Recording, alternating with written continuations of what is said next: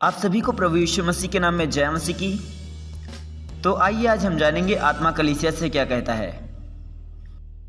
उत्पत्ति की किताब 1 अध्याय।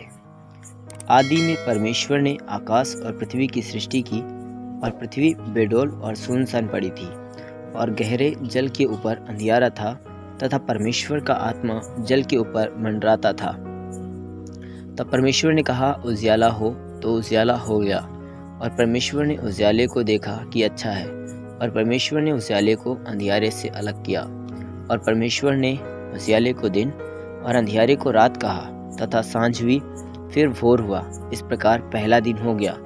फिर परमेश्वर ने कहा, जल के बीच एक ऐसा अंतर हो कि जल 2 भाग हो जाए। तब परमेश्वर ने एक अंतर करके उसके नीचे के जल और उसके ऊपर के जल को अलग अलग किया, और वैसा ही हो गया। और परमेश्वर ने उस अंतर को आकाश कहा, तथा सांझ हुई, फिर भोर हुआ। इस प्रकार दूसरा दिन हो गया।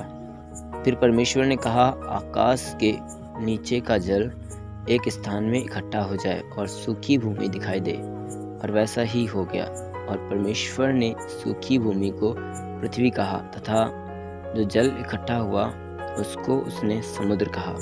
और परमेश्वर ने देखा कि अच्छा है। फिर परमेश्वर ने कहा, पृथ्वी से हरी घास तथा बीज वाले छोटे छोटे पेड़ और फलदायी वृक्ष भी, जिनके बीज उन्हीं में एक एक की जाति के अनुसार होते हैं, पृथ्वी पर उगे, और वैसा ही हो गया।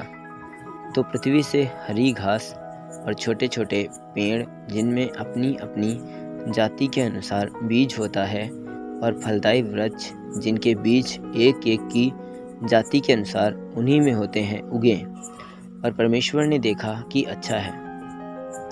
तथा सांझ हुई, फिर भोर हुआ। इस प्रकार तीसरा दिन हो गया। फिर परमेश्वर ने कहा, दिन को रात से अलग करने के लिए आकाश के अंतर में ज्योतियां हों, और वे चिन्हों और नियत समयों और दिनों और वर्षों के कारण हों। और वे ज्योतियां आकाश के अंतर में पृथ्वी पर प्रकाश देने वाली भी ठहरें, और वैसा ही हो गया। तब परमेश्वर ने 2 बड़ी ज्योतियां बनाई। उनमें से बड़ी ज्योति को दिन पर प्रभुता करने के लिए, और छोटी ज्योति को रात पर प्रभुता करने के लिए बनाया। और तारागण को भी बनाया। परमेश्वर ने उनको आकाश के अंतर में इसलिए रखा कि वे पृथ्वी पर प्रकाश दें, तथा दिन और रात पर प्रभुता करें, और उजियाले को अंधियारे से अलग करें। और परमेश्वर ने देखा कि अच्छा है। तथा सांझ हुई, फिर भोर हुआ। इस प्रकार चौथा दिन हो गया। फिर परमेश्वर ने कहा, जल जीवित प्राणियों से बहुत ही भर जाए, और पक्षी पृथ्वी के ऊपर आकाश के अंतर में उड़े।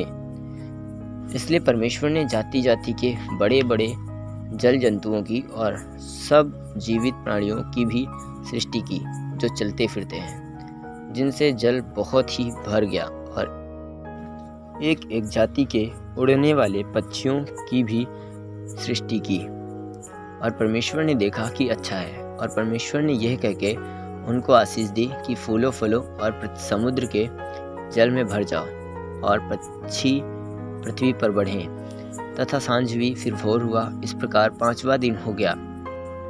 फिर परमेश्वर ने कहा, पृथ्वी से एक एक जाति के जीवित प्राणी, अर्थात घरेलू पशु और रेंगने वाले जंतु, और पृथ्वी के वन पशु जाति जाति के अनुसार उत्पन्न हो, और वैसा ही हो गया।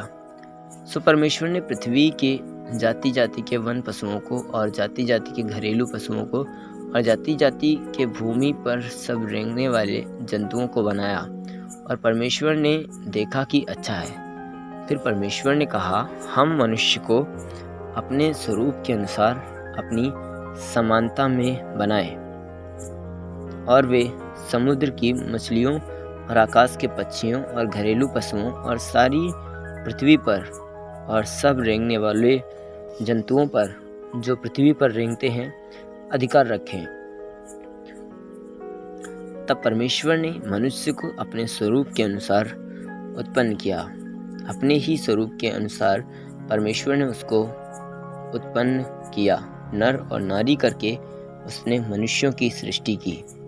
और परमेश्वर ने उनको आशीष दी और उनसे कहा, फूलो फलो और पृथ्वी में भर जाओ और उसको अपने वश में कर लो, और समुद्र की मछलियों तथा आकाश के पक्षियों और पृथ्वी पर रेंगने वाले सब जंतुओं पर अधिकार रखो।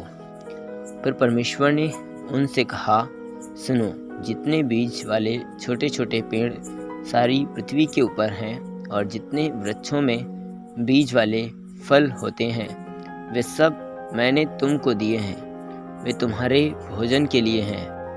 और जितने पृथ्वी के पशु और आकाश के पक्षी और पृथ्वी पर रेंगने वाले जंतु हैं, जिनमें जीवन का प्राण है, उन सब के खाने के लिए मैंने सब हरे हरे छोटे पेड़ दिए हैं। और वैसा ही हो गया।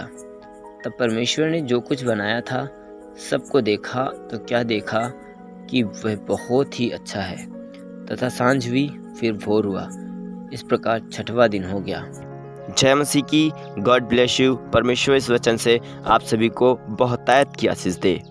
आमीन।